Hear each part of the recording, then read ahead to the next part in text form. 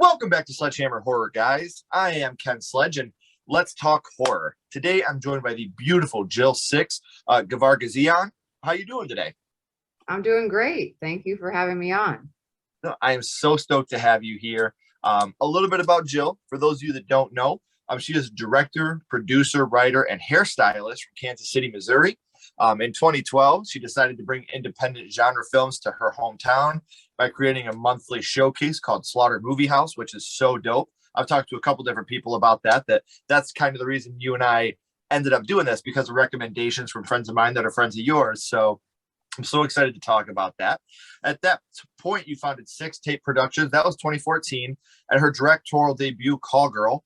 Since then, she has written, produced, and helmed numerous short films, most notably The Stylist in 2016.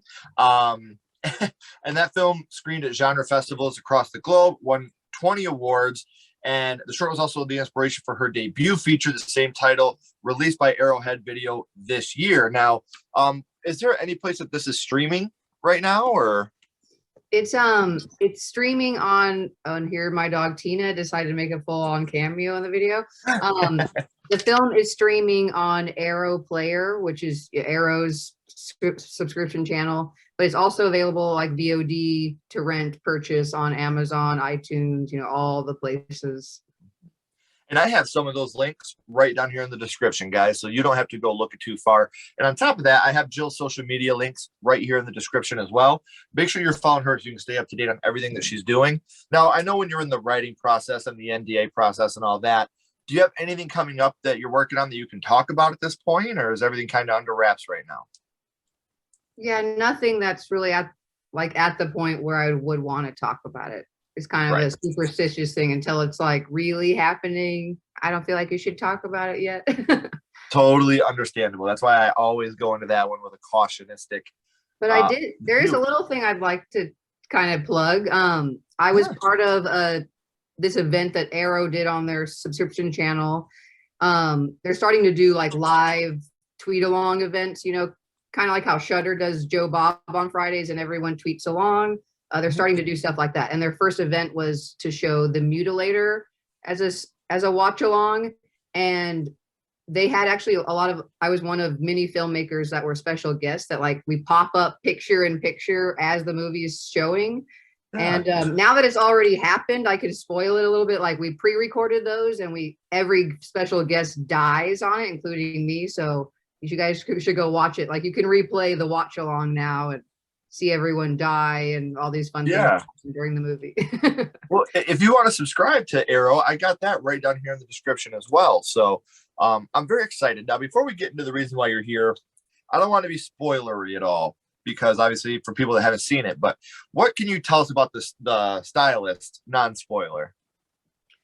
Well, it's the most basic description is that it's about a hairstylist that kills people, and she likes to collect their scalps and wear them in attempt to kind of escape herself, escape her own mental torment. And within the film itself, her favorite client asks her to do her hair for her wedding, and she kind of views this like maybe this is her saving grace from this life she's lived, but it kind of maybe goes the opposite way and into a downward spiral of sorts. Right. And you are a hairstylist, correct? Yes. That's really where it started. I was like years ago, like 8-9 years ago, I was sitting there thinking of just random ideas for short films, and in the salon probably I'm like, how's there not already a slasher about a hairstylist? Like kind of a really cheesy one you'd think that would already exist, like from the early 90s or late 80s. And then when I started to develop the idea, I was like, well, I'm not going to go that like the cheesy slasher route, but I still want to see, I'm like, someone should still make that movie. Maybe it'll be a sequel, I've joked. But that's just where it started. I'm like, this is such an obvious idea. There's so many tools like you have behind you in the salon to either torture or kill people with. This really scares my real life clients when I say these things. They're like, is this what you're thinking while you're doing my hair? And I'm like, oh, I swear. No, but it's better when you write about what you know, because, and I'm not saying the murder part, but working, exactly. Being a stylist yourself, it's something that so it's something that it hits closer to home. But I'm very excited for everybody to check it out. Like I said, I have the links all down here in the description. I'm very excited. This is something that, like I said, I've had a couple different friends, whether it was our Nerds of Nostalgia Nightmare Junkhead, they pointed me in your direction. And it's so fun to be able to sit here and have this conversation with you. I So love do you, Greg and a Genius at Nightmare Junkhead. They have like, I've gone on, they're Kansas City locals too. So I've gone on the show so many times that like, I feel like we could grab all my episodes out and it would be like, it would mark the kind of time that the stylist went through, like from the short film to finally making the feature film. right, the whole journey along the Yeah. way. Hey, you're right. Greg and Genius are absolutely amazing. So love you dudes. I love working with you. Can't wait to work with you again. Now, are you still doing the Slaughter Movie House? Is that stuff still going on, or? We actually haven't brought it back since COVID, stopped it when we didn't realize it was going to stop. And, we've talked about bringing it back. We brought on Stacy Pippy, who is the like head programmer behind Etheria Film Night. And she also works with the Days of the Dead film festivals. We brought her on to help program because I was realizing it was kind of becoming too much for me to do on my own anymore, trying to make films, do hair, do that, like 1,000 other things. Right. So we haven't brought it back yet, but I would love to. And, it was fun to bring the Kansas City nerds together like that. Yeah. And it is hard to get things picked back up after COVID, especially when there's such this big fight against doing certain things. So I definitely understand that as well. And I also would be remiss if I didn't mention Movie Watch Daily, also pointed me in your direction, another really good friend of mine. So to be able to have all these people in this community that are so tight knit that want to help each other with these things is so awesome. And it's so much fun. And I'm very excited for this opportunity to learn where horror started for you. So that's a huge segue I wanted to get into. We know what you got going on in the future a little bit. We can't talk too much about it, but we do know that right now it's all about the Stylist. And I'm so excited for you guys to click these links and check it out. But real quick, Jill, I want to go back to the past and talk about what got you started in the horror genre, your first horror movie, and your first horror movie was? Candyman, to my best recollection. Right. See, and that's such a beautiful way to start. What a movie. That's why I'm saying it almost seems unfair to start with such a great one. I feel like I maybe watched something before, but I was telling you before the show that it's just the one that comes to mind. I remember watching, I would go stay with my friend when I was in 4th grade, whose parents did not really pay attention to what we were watching. Because my parents probably would have been like, maybe we're not renting that yet. But not to diss her parents. I'm so happy that they were like this because I watched all my first horror films at only like 10, 11 years old with her at that time. And the thing about Candyman is it's such a scary movie with a great message behind it. And this is one of those movies that is so influential in not only the horror genre, but I feel like this is a very romantic movie as well. I mean, it's a true love story, how much he's done for her. It's always been you, Helen. Do you remember which scene it was that affected you the most? The scene that comes to mind, and I was trying to remember, in fact, is it the first time we see Candyman, but it's the scene in the parking garage, which, it being daytime is even more unique because, everything that's scary happens at night for the most part in movies. And it's just like she's walking and just hear, the way he says, Helen. I think I have goosebumps right now just thinking about that, like Helen from like across the room. And how he kind of glamours her like vampires do, that like trance he puts her in. So I agree with you. It has this like romantic element to it. I think as a kid, I didn't connect all this right up front, but it makes sense to me or it seems so perfect that was one of my first films because I love what you could see probably in the Stylist, tragedy and horror combining. And, like Candyman's backstory reminds me a lot of like the classic monster movies. Like he has this tragic story where he was turned into a monster by humanity, which I feel like is like Frankenstein's monster. All the classics monsters, he just misunderstood. He's like both tragic and terrifying. Like Candyman is so scary. He is. And what I love about this movie is you hear the premise of the movie, and you hear, you see what's going on. A lot of people look at this movie and think, "Oh, this is just a mindless slasher film," and it Mhm. really isn't. This is actually the furthest thing from a mindless slasher you can get. This is such a deep movie.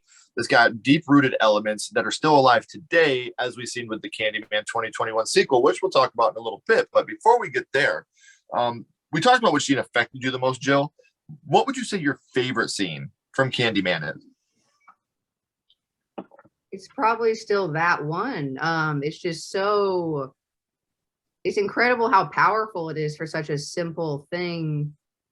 And I'm sitting here trying to like break down why it is so powerful from the filmmaking perspective. Well, It's it's just such a the way, like you simple said, you thing. see him and he's in the light, and she's like, Yeah, "Who is that?" And he's like, "You called yeah. me. At first, You it's brought just me like here." his silhouette, and it's just incredible.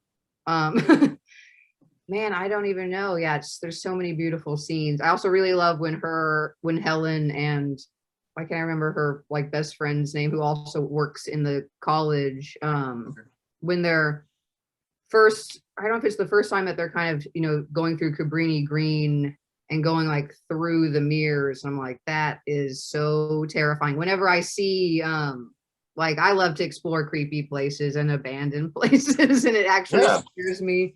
And when I see like old buildings and, with tons of graffiti and the like holes through them, I can't think of anything but Candyman. It's such like an icon, like drilled into my brain. And the mirror thing, like, I also love mirrors. It's like all over my movie.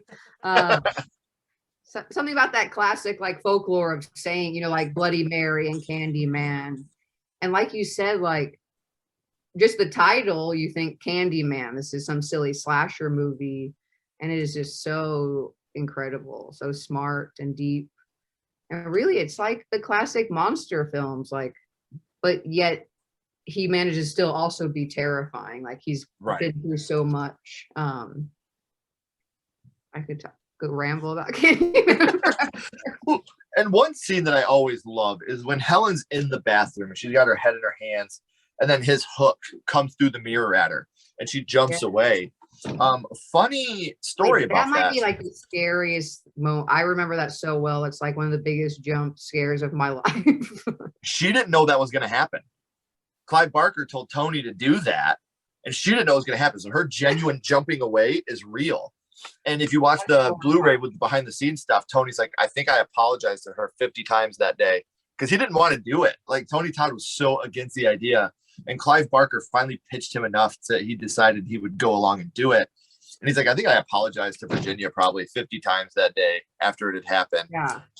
But I love that genuine reaction when you watch it now. You can see that it's just a genuine, oh shit. So it's a lot of fun to watch something like that too. So this is a movie that the kills really are few and far between, but they are memorable. So Jill, what would you say your favorite kill from Candyman would be? Man, they are brutal. What is my favorite kill? Oh See, man. And then and I of think course they do all the horrible things. We kill a dog, which is like yeah, horror. Like, we're all us horror freaks are like, kill a billion people but a dog, and I'm gonna be really upset. yes. Man, I don't know which one is my favorite. Is there one where he drags someone across a room? Am I imagining The something else? one for me with a little boy, because I was a little boy watching this, when they talk about the little boy that got his penis cut off, and then it shows the little Yeah. boy laying there in the bathroom, like that was a huge scene for me as a kid, and we'll get into why here in a second. But that was one of the scenes that really, really affected me as a young man, just like the parking garage scene. So that's something I always want to get into here. A new question I've been asking on the podcast is, would you like to see this movie remade today? With Candyman, we didn't get a remake, but we did get a sequel in Candyman 2021. Have you seen Candyman 2021? And if you have, what are your thoughts on that one? I have seen it and I really liked it. I loved how, and I feel like there's another movie that's doing this. I don't know if I just watched it, but I like how instead of like a reboot or a whatever, I like the idea of how, I don't know if this is spoilery for someone who hasn't seen it, but how they've, like, that the legend from the old film exists within the new one. It's like the legends evolve just like how real urban legends do. Because it's like in the old movie, they just have the old one they're studying, and now in the new movie, they know about the Helen story. And so I really like how that was like in it. So in a way, it is like a sequel, but not like a sequel, you know, a sequel. It's like it carries on the legend still, and I really appreciate that. And I just found like, oh my god, all that, the animation incredible, like that it went so much deeper into racial dynamics as it could, you know, not being made by a white man. Which I think about that back then, I was like, that was probably maybe not super welcomed, like when they were filming that really at Cabrini Green back in the 90s with almost all white people. It was probably an issue and might not have been as welcomed by that community for I don't know, but well, the people outside of Cabrini Green now. Yeah, the people outside of Cabrini Green in the original Candyman are real gangsters, like like production had to pay them not to mess with anybody because they were just like, this is our home. You ain't coming in here. Like you learn so much on the behind the scenes. I strongly recommend if you can get this on Blu-ray and check out the behind the scenes. See, and what I was going to say about. No, go ahead. I drove through Cabrini Green when I was in Chicago last summer, and it is, you know, most of it's been gentrified to hell. Like it's actually like very weird and disturbing kind of looking, because there's still some of the projects are still there, the row houses that they call them. I think they filmed the new one on those row houses in that. And so there's just this one row of the old projects, and then literally surrounding it, all brand new shops. It looks like it's not even real. And like huge fences surrounding some of the projects that are just completely like shut down. And so it just seems kind of sad. Like, we're just going to build all this stuff around you and like almost ignore that these people are still here. Yeah. It's interesting and very strange. And what on that point, Candyman 2021, I think, is a great film. Candyman 2021, I think, is an absolute shit horror film. And I want to go back to the little boy that got his penis cut off and Tony Todd in the parking garage. Those scared me so bad as a kid. Like, it rocked me to my core. Candyman 2021 didn't have those horror elements to it. It had the elevator scene, but that was spoiled to me in the trailer. So when it comes to being a horror movie, I think it really missed the mark. When it came to being a fantastic movie, it's amazing. I love the movie. Nia DaCosta is a fucking genius. And a lot of the scenes that she put in there, a lot of the camera work, like, and the animation stuff that happened. It sucks that it's been labeled as Jordan Peele's Candyman because he is a producer on it. He's a bigger name. I understand. I respect that. But this is Nia DaCosta's Candyman. And it's really a tragedy that she doesn't get the credit for this movie that she deserves, because she absolutely nailed it with this movie. But when it comes to being a horror movie, it wasn't for me. You know, and that's just mine. It's not nearly as scary as the original. Right. I don't know that it could ever be anything like you could ever do Candyman again and it be as scary as that. But it was just, and I was concerned how I would feel about it being such a fanatic of the original, but I loved it. And like you say, it's a catch-22 when huge filmmakers like Jordan Peele produce other movies, and they do that to help smaller filmmakers, but then the masses don't realize it. Like Guillermo del Toro has presented a lot of films, not even producer, it just says like he presents, and everyone thinks he directed the movie. And but what's funny is that's also the hope. We're like that the random people who don't really pay attention will watch it for that reason. So it's funny, like it works in the end, really, but yeah, the normies don't. Well, it's like between a producer and a director half the time. And I think the big one for that also is Poltergeist. You know, it's Steven Spielberg as compared to Tobe Hooper. So I mean, like that's another big one there. So Jill, we talked about your first horror movie. Go ahead. I was gonna say I'm a Tobe Hooper fanatic, so I do not take kindly to the people who are like he didn't direct the film, because it's not even just that Spielberg was a producer. People like legitimately believe that he actually stepped in and did all the actual directing. It's like no, Tobe Hooper, and you know what? Him like that. even though I love Texas Chainsaw Massacre, don't get me wrong, but I think Poltergeist is my favorite Tobe Hooper film. Like, I'm head over heels about Poltergeist, and it has to do with my little sister, who we're filming this November 19th. It's my kid sister's birthday. Kendra, I love you. Happy birthday. But Happy it's like when we birthday. were kids, she looked just like Heather O'Rourke's Carol Ann. Like, she had the long white blonde hair, the innocent, beautiful face. Like, that was my little sister, when we were kids. And like, to watch Poltergeist now makes me think of my little sister. Like, that's what that Yeah. and Village of the Damned are the two movies that will always make me think of my sister. So much love to her. And it's crazy how those can impact you. But we talked about your first horror movie being Candyman and how much that affected you. But now my little buddy Ghostface has a question for you. What's your favorite scary movie, Jill? What is your favorite horror movie of all time? Well, you just got in trouble for saying that it wasn't Tobe Hooper's best horror film. The Texas Chainsaw Massacre is definitely my favorite. We've got the chainsaw right here. That's so dope. I even have the Saw's family tattooed The on. Saw's family. It is just, it's my favorite horror film. I just love how raw it is. It's also, like it gives you this feeling like you've watched something so raw, but if you really pay attention to the filmmaking, it's like the photography is crisp and smooth, but it's like people remember it being so documentary feeling. And I'm like, the camera work isn't at all documentary feeling, but it's just had such an impact on me. And I love, out of like, it is called a slasher, but it's like nothing like the big slashers. It's not about a man stalking his victims.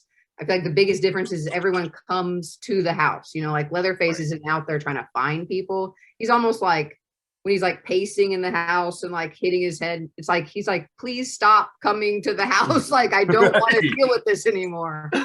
Something about like that, how you get to see into him in these weird ways. I just like it. I really appreciate how it's almost how you get to know more of the villains, not just him, but the whole family. And I have it sounds so weird when I say it out loud, but I kind of find his character a little bit sympathetic, and in the sense that like this is all he's ever known. He's just like doing what he needs to do to feed his family and protect his house. And nature versus nurture. This is all he knows. Yeah. And he kind of like basic attributes of him were like actually a big part of inspiring Claire, the character in The Stylist. And I kind of viewed her as a basic female version of him in the like the wearing of the skin. It's just, a different version of it. But yeah, I have a huge soft spot in my heart for Texas Chainsaw. What a funny way for that to be segued when I just talked shit on it. Like, that wasn't talking shit on it. Like, please. No. It's something you brought up that I've fought with my whole life. People could call Texas Chainsaw the original a slasher. That's definitely more of an art film than it is a slasher. Yeah.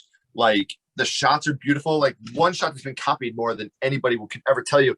The opening shot where she's walking with her bare back and the camera's at a down angle looking up at her to the house. That's such a beautiful shot. And everything they did in this movie was so meticulous, like from getting real roadkill to get the bones. Like, it's such an art film, and it's really unfair to say that this is a slasher, because, and look, I'm not shitting on slashers. I love slasher films. The very first piece of SledgeHammer horror merchandise that I ever made was this guy. So yes, I am a huge fan of slashers. What's funny is a friend texted the other day and was like, I'm debating with my kids, is Texas Chainsaw a slasher? And I know you're going to give me the right answer. And I was like, actually, I think it is, because like based on the definition that it's like, a certain, like however many 4 or 5 teenagers being killed in a movie. But then I was like, but then I even went the whole explanation. I'm like, but it's different. Than it doesn't feel like the others because of the lack of stalking. But that, and Black Christmas came out like same year, I think. So it's kind of like, which one's the first slasher? Some people maybe consider Psycho a slasher, but you don't see too many people die in that. So it's like, who started punk rock? I don't care. I love it. No matter who it was. Considered Peeping Tom is an old one. That's like, from his point of view, that you could maybe call it a slasher. What's interesting is Texas Chainsaw is the first horror film made about teenagers. Like, that didn't dawn on me until, like, before that, they were made about adults, and then teenagers kind of became the focus of horror ever since Right. the 70s.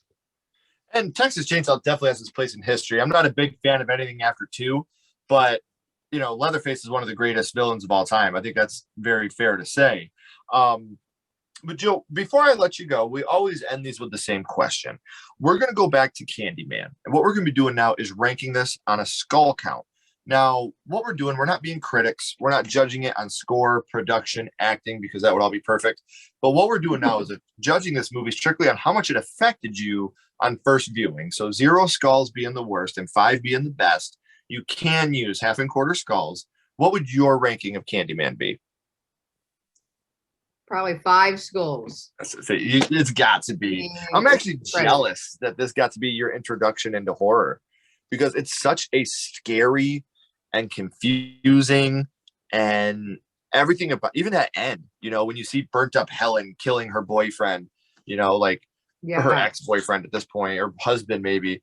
That's such a dark end to this movie. But at the same time, you're like, yeah, fuck that guy. He had that shit coming. Like, so I'm actually pretty jealous that this got to be your first horror movie.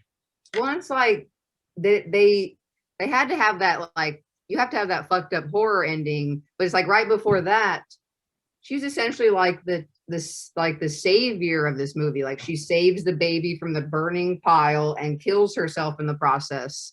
And yeah, then it's like that, like, I love that scene in the bathroom, like the dude's crying in the bathroom and you're like, we don't feel sorry for you, dude. And then she shows up and it's so awesome. Yeah. And then you I just randomly, you brought up the score. It's Philip Glass. It's like one of the best scores. Glass is amazing. The organs are just so gothic, and oh my God. I dare someone to name me a better title sequence with the score, with the shots, with everything. Like, it's beautiful. I loved how in the remake they did an homage to it. Like, you know, the original, they're looking down on Chicago and going over it. And then this one that was like above, and I was like, oh, what a cool way to do it. And I was like, that's what we're seeing. I've started to put it together. I loved that. I'm with you. I think it's so much fun. And I love how Jordan Peele is looked at as a comedic genius, but he's really, really etching his way into the horror world as somebody that's a big stand. Like, we just got word that he's working on a People Under the Stairs reboot. And I would fucking love to see his take. Like, you talk about gentrification and the differences in power of money. The People Under the Stairs is such a huge example of that. And I would love to see what Jordan Peele could do working on a People Under the Stairs reboot. I think that'd be an amazing thing, going from, going to a Wes Craven classic after leaving, going right from Clive Barker to Wes Craven, and having Jordan Peele be a part of both of those would be absolutely fantastic. And I know Nia DaCosta is going to do some work in the Marvel universe. I would love to see her come back and make her own original horror movies. I would love to see what the mind of Nia DaCosta has to offer us on an originality standpoint. I did say this at the beginning, guys, but I am going to say it again. All of Jill's links down in the description, as well as some other links for the movie and the subscription service to Arrow. So make sure you guys are checking all this out. As always, guys, I have these guests on here because I love to talk horror with friends, but I also want to help them out. And I feel like you'd be doing yourself a disservice by not watching The Stylist. So please make sure you're clicking these links and checking that out. Jill, don't go anywhere. I have a couple more questions for you. Everybody else, as always, keep talking horror. Stay what you are. And we'll see you guys soon.